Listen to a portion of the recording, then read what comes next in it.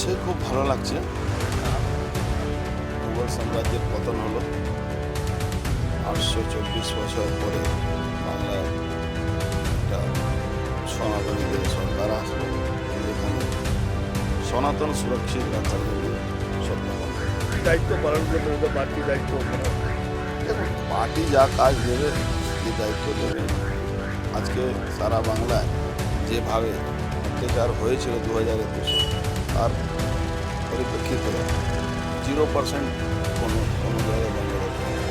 এটাই ভারতীয় জনতা পার্টি এটা প্রমাণ করে দিয়েছে। ভারতীয় জনতা পার্টি সুশাসন আনবে বাংলায়, সুশাসনকে পাবে শেষ করে। শুভেন্দু অধিকারী মুখ্যমন্ত্রী হলো, রাজ্যের জন্য কতটা ভালো হলো?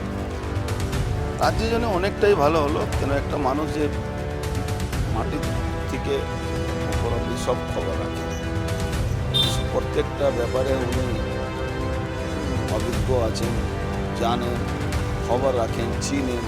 এই বাংলার রাজনীতিতে এই ধরনের লোক না থাকলে আপনি শাসন চালাতে পারেন।